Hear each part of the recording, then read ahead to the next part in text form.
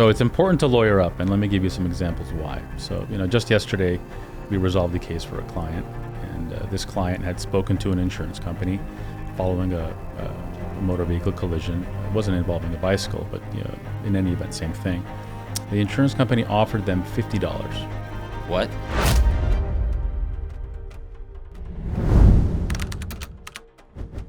Welcome to Stotts Talks. Today, my special guest is Narbeh Shirvaian of Shirvanian Law.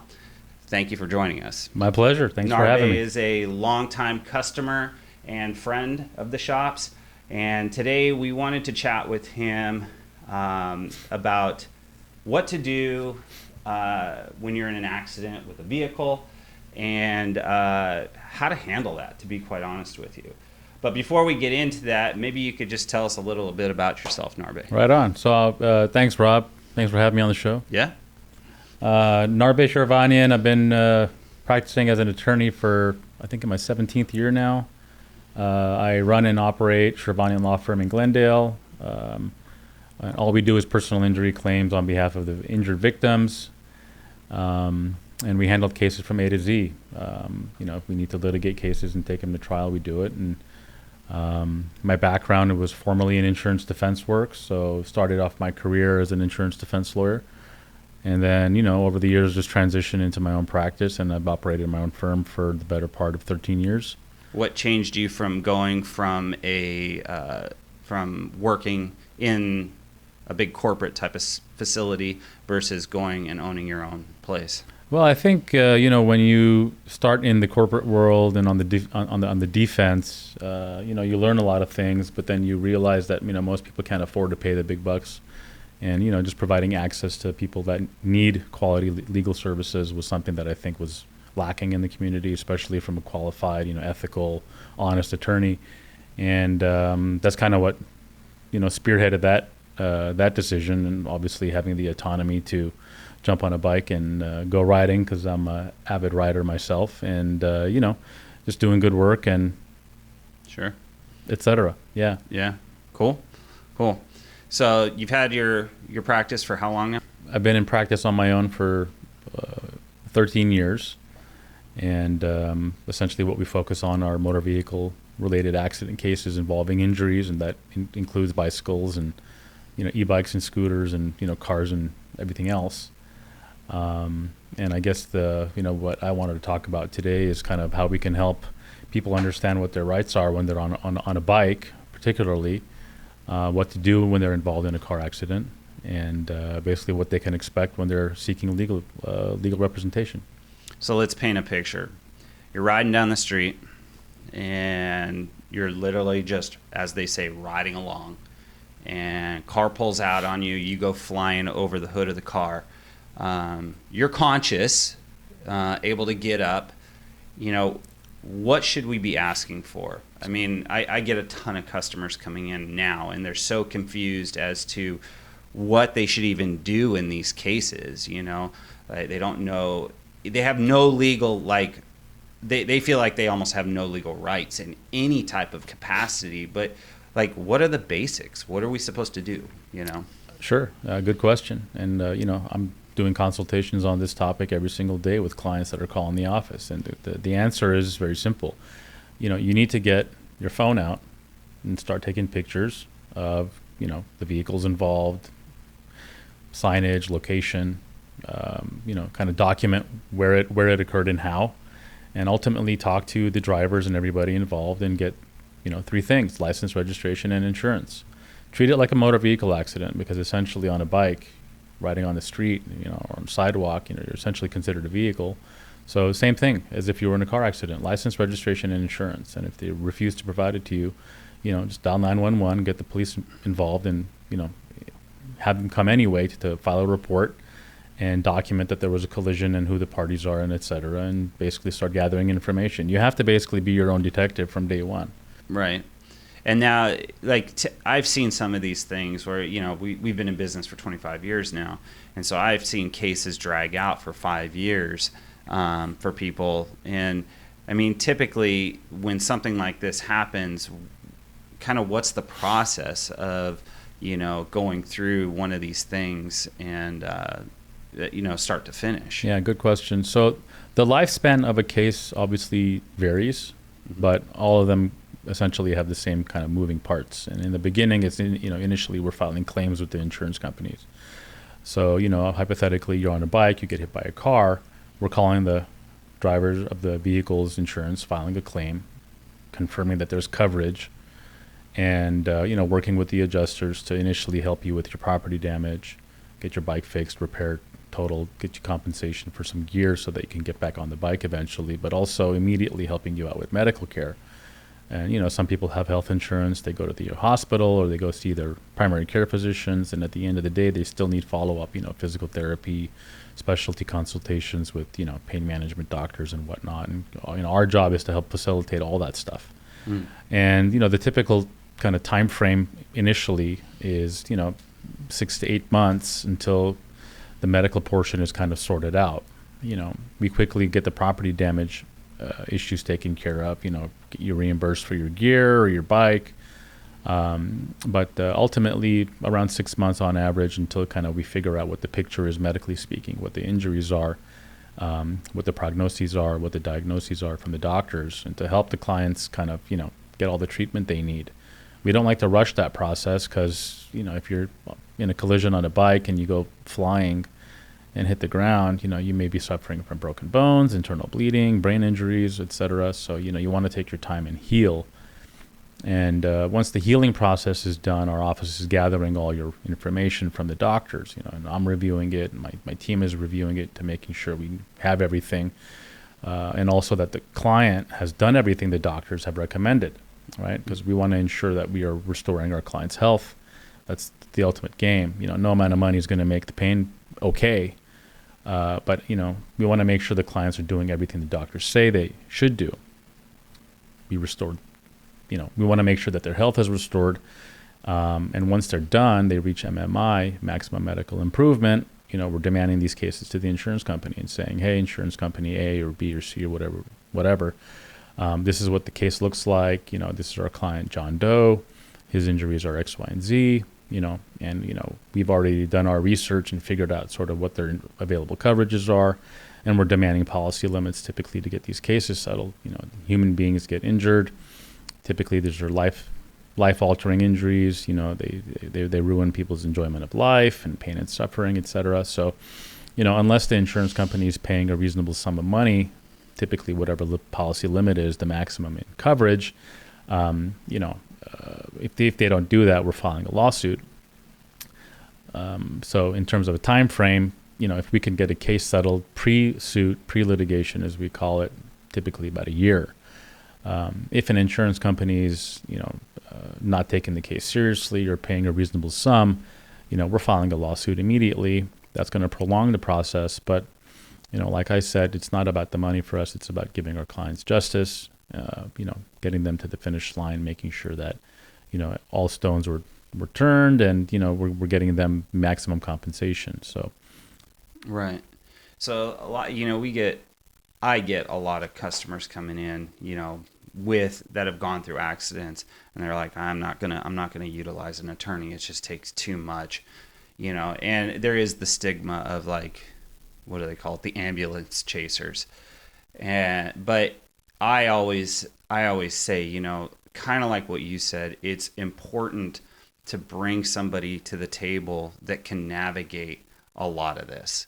And I see it as bringing in a decent attorney to help that process is important, because it's a lot. And at the same time, it's your biggest thing as the person that was in the accident and affected is getting better and healing and letting the team take care of the fine print. Right. So it's important to get an attorney and get somebody involved when you're in an accident, is what I'm saying. So it's important to lawyer up, and let me give you some examples why. So, just yesterday we resolved a case for a client, and this client had spoken to an insurance company following a motor vehicle collision. It wasn't involving a bicycle, but in any event, same thing. The insurance company offered them $50. What? $50. Wait, hold on. Were they hurt? They were hurt. The deal?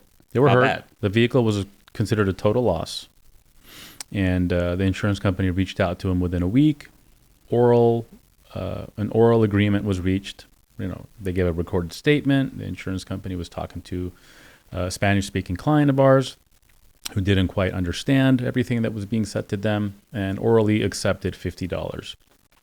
And a check was sent over to them. They cashed it, not realizing that they had agreed verbally to accept $50, right? And basically, allegedly, released the insurance company of any and all claims. Anyway, a month later, they had called our office and retained our services, and we're like, yeah, that doesn't sound right. So, I looked into it a little deeper, got a copy of the recorded statement, and I realized, whoa. And I'm like, this doesn't sit well with me. I think these people are being taken advantage of. So we retained them as clients, and over the course of the next few months, we received information from the claims file that they had given a recorded statement. Spanish speakers, broken English, they didn't quite understand what was being, represented to them by the insurance adjuster. Anyway, long story short, after about a year and a half, we got them $99,950 on top, which is the remaining policy limits of $100,000. So, people always ask, why do I need a lawyer? And the answer is it's as simple as this. You never want to trust an insurance company to have your best interest in mind. They just don't, even your own. Yeah. And, more and more these days we see people who are, underinsured.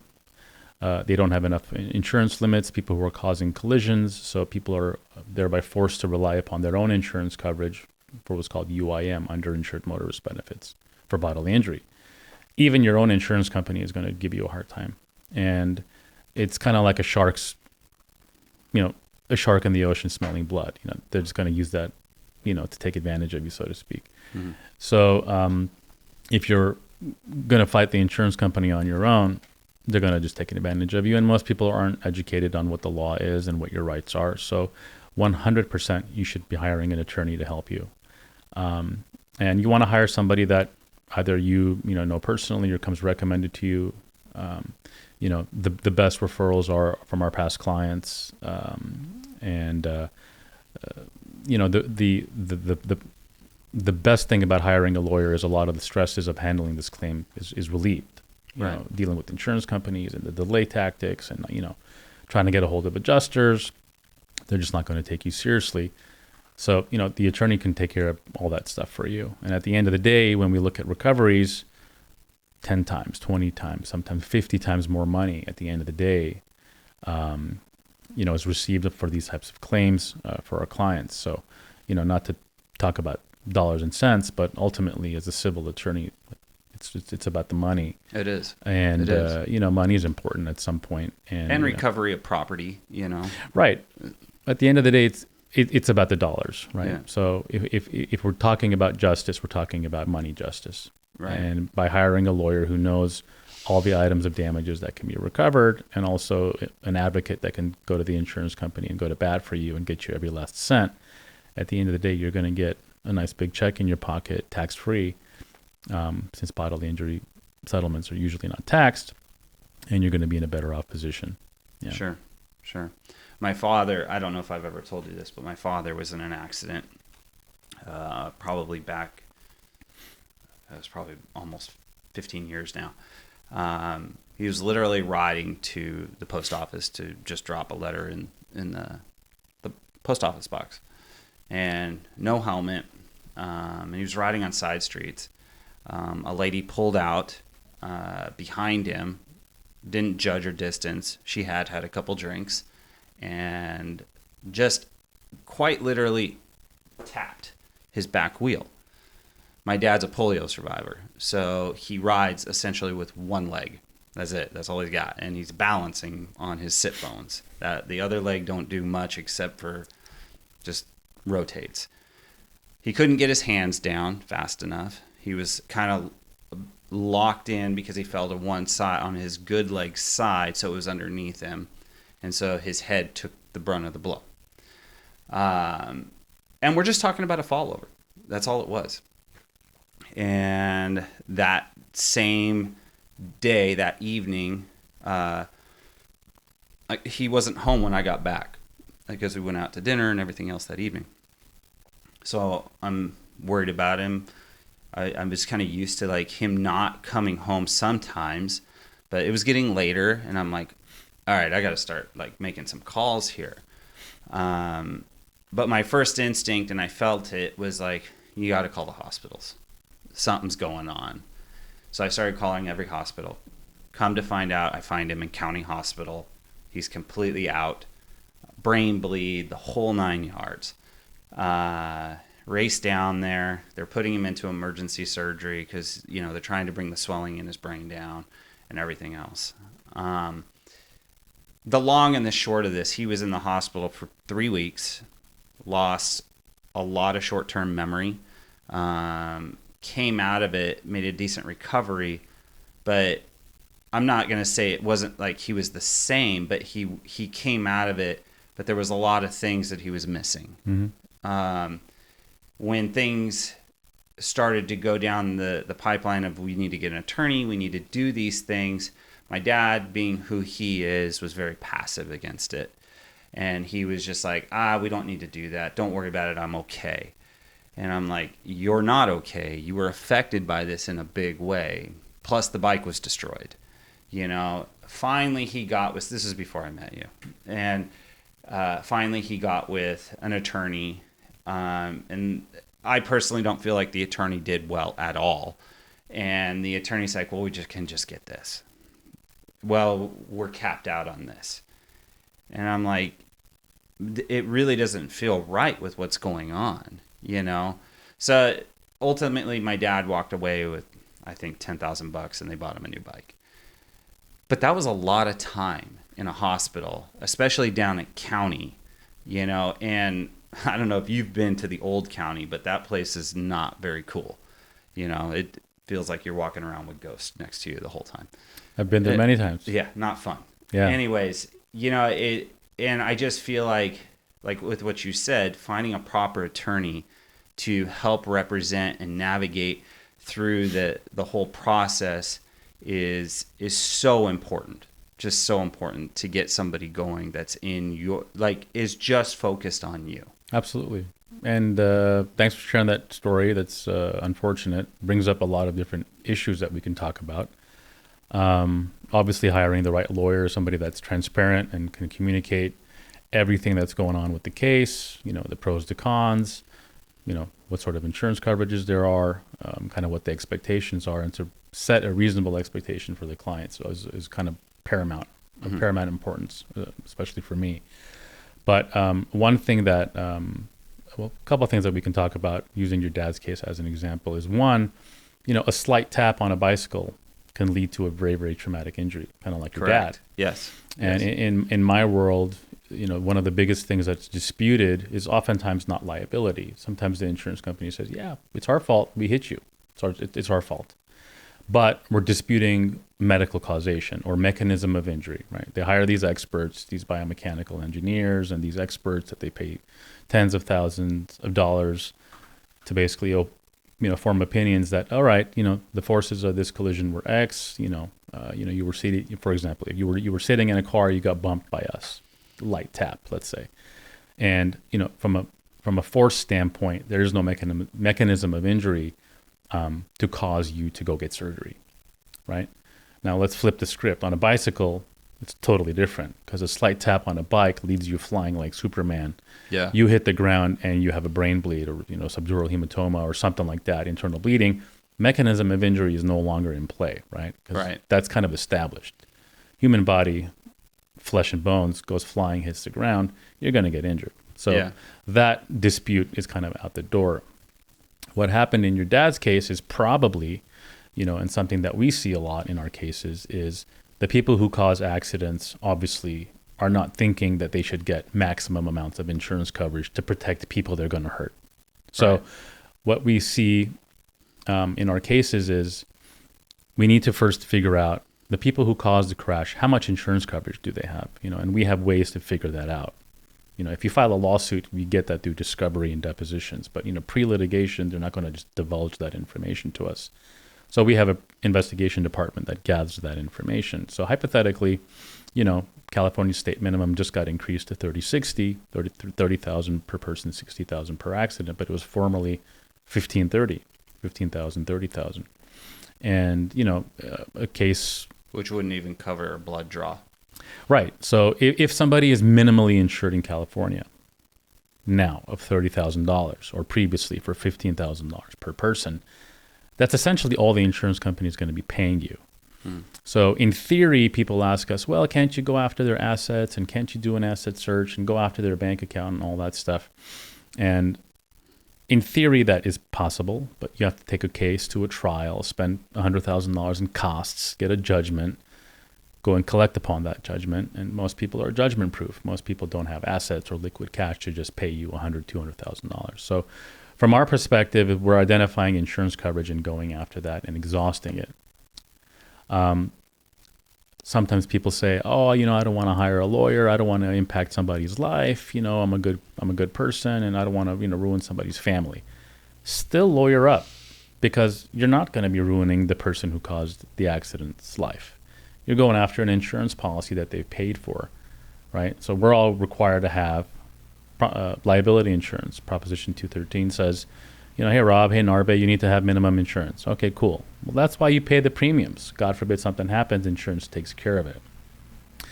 But getting back to the story of your father or a lot of our cases, if somebody is not adequately insured, it's really upon you to insure yourself properly. So people who are on bikes oftentimes also have cars. Your auto insurance has something called uninsured motorist coverage, or underinsured motorist coverage. It's basically subsumed within the policy. And sometimes people can hit you on your bike in a vehicle and they don't have insurance for whatever reason, or they failed to pay their payment and their coverage lapsed. In those instances, if they don't have coverage, you need to look in the mirror and say, okay, well, do I have coverage for myself? So being a responsible person, you need to be paying for that coverage, uninsured motorist or UIM. And what I always say is maximize that as much as possible, because God forbid something like your father happens or something like a death happens, which is very easy on a bicycle. If you don't want to be relying upon other people and their insurance coverage. You want to be carrying as much insurance coverage as you can afford. So,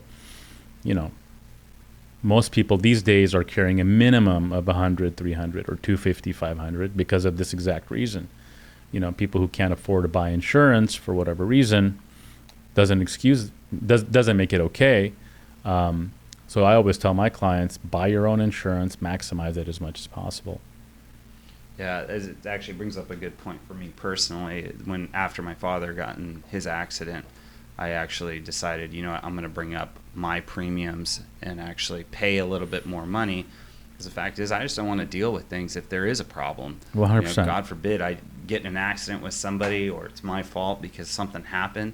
I want to be covered. I don't want to have to stress about it. Yeah, 1,000,000%. And I behoove everybody to call their insurance broker and tell them, if I was to double my insurance coverage, how much more would it be? And it's like $10 more. Exactly right. You're going to be surprised that it's not much more money. Yeah. It's definitely worth very, it. very helpful. Yeah. So, you've had a couple high-profile cases, and we were just talking about one on with a bike, but at the same time, it was a bit of a issue because the cyclist was at fault. Let me talk about that, and it's more than a couple. It's. I mean, we handle a lot of bicycle cases. We handle a lot of motorcycle cases, but bicycles in specific. Speaking about this case in particular, it occurred in Burbank, just a few miles away from here, and this was a few years ago. And the general facts of this case were that somebody was riding a bicycle on the street, not wearing a helmet. And, they were along the curb, riding along the curbside, but they were going against traffic. So, if traffic was going this way, they were basically riding their bike against traffic along the curb, which they thought was safe. Now, most people don't know this, but a bicycle is considered a vehicle. If you're operating a bicycle on streets, you're considered a vehicle, and you must obey the same laws as if you were driving a car. And, this person unfortunately got hit by a car that had rolled a stop sign, and it was a company vehicle, and that this, client of ours unfortunately ended up passing away. This client wasn't wearing a helmet. When we got this case, we did a really, really big evaluation on it, and we filed a lawsuit, and we hired experts and did a full-blown trial on this case. And the jury actually found the bicycle was at 75% at fault. Wow. And even though there was a video showing, this car, making a right turn onto a street, rolling a stop sign, ultimately what the defense's argument was that the bicycle was riding on the street and driving against traffic, which is a big no-no. And the jury found him at 75% at fault, despite the wrongful death and all that stuff. So the real kind of talking point on this case is, us as bike riders need to understand that, we're not invincible. We are very susceptible to very grave injuries, oftentimes death. And it's really upon us to be as safe as possible. So what do I always say? Starting from the beginning, you want to be riding something that's safe. Go to a reputable shop, call Stotts, say, hey, I want a bike. You're going to put somebody on something that's absolutely well fitted. Yeah. You're going to take your time, make the right recommendation. You're not going to sell a 16-year-old a Lamborghini. You want to give somebody that can drive, ride a safe bike and get fitted and make sure it's proper for them. And also. Well, I don't know. Sometimes the parents are like, well, we'll buy the Lamborghini. Sure. And, that's fine too. Be responsible about it.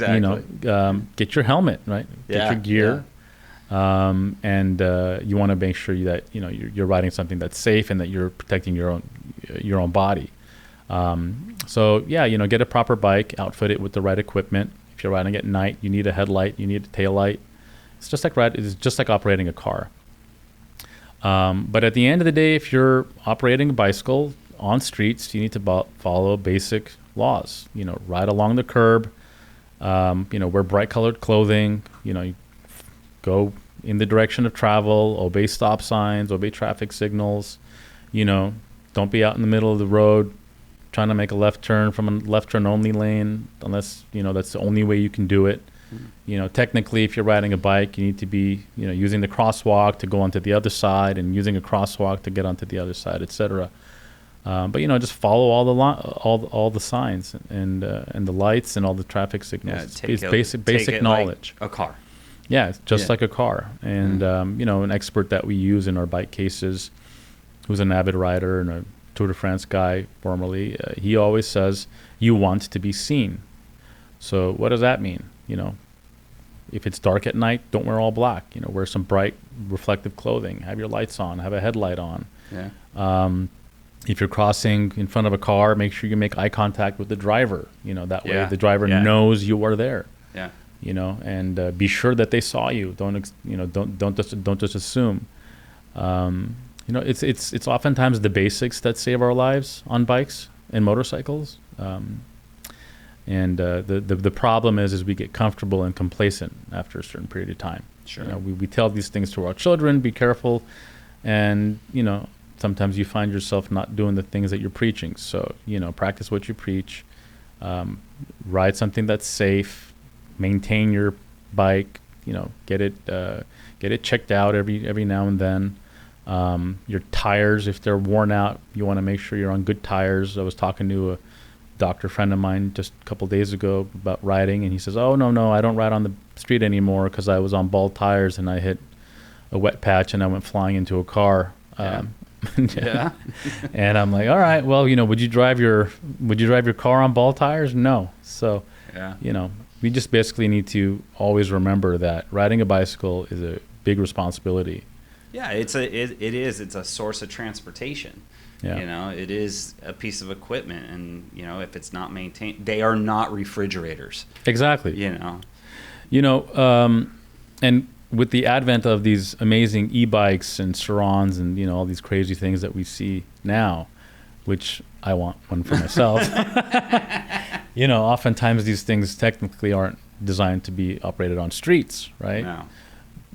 But you see kids popping wheelies all over the place on these things, and it just poses many other risks. These bikes are heavy, they travel fast, immediate torque, and you got these young kids on it, no helmet, popping wheelies with somebody riding behind them as a passenger. Is just very, very dangerous stuff.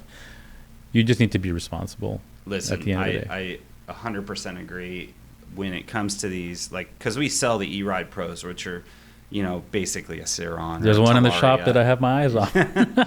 And quick story, but we had a kid come in. His mom was really about the thing. She's promoted him as being a great motorcycle rider. The kid was 14.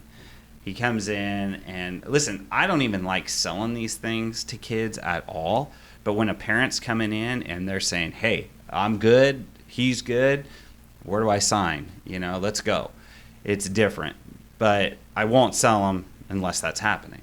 Now, with that said, this one particular kid comes in, he gets this bike, mom is all about it, brother's all about it, the whole family's there. It's a family event, right? They buy this bike. And I said, listen, I had a conversation with the mom. I go, you can't just put like a foam shell bicycle helmet on this kid. This is a motorcycle. And she's like, okay, let's buy him a helmet. And we're selling motorcycle helmets now too. So he buys this helmet, and he's not really convinced of it. Nowadays it's the whole thing of wearing like this sock over your face and looking like, you're going out and whatever you're doing, But the point is he goes out. Not even a month later, his mom comes back in crying. Says, I don't know what to do. I need guidance. I said, well, what happened? She says, the bike is an impound. I can't get it out. My son was in the hospital, broken femur, all kinds of he was in the hospital for weeks. Basically, this happened 2 weeks after he buys the bike. Yeah. His fault, going through an intersection, on a wheelie, the whole thing, right? And I was like, okay, well, good thing he had the helmet on. Oh, no, he wasn't wearing a helmet. Mm-hmm. I said, why not? She goes, I have it right here. I go, she's like, still in a box. Can I just get a refund for the helmet? And I'm like, kid's going 45 miles per hour in the street. Yeah. No helmet. It's much cooler to be alive, I think, than it is. I would agree with that. Yeah. I would agree with that. Yeah. I would agree with that. Yeah. But you are absolutely correct. Wear your gear. Do what you're supposed to be doing. Maintain your equipment. It's just, you got to do it. Yeah. Well, anyways, Narbeh, thank you for coming. Of Thank course. you for sharing all this knowledge. Anytime. And I hope this will help at least everybody, right? I hope you guys all watch this. I hope you enjoyed it. And Narbeh, thank you so much. Anytime, man. And we really appreciate it. His link will be down there if you guys need any help with anything that you're going through, accidents, whatever. He does personal injury, so it's a broad thing. It's not just bicycles. So if you guys need any help, please contact his firm. Yep. Thanks. Take care.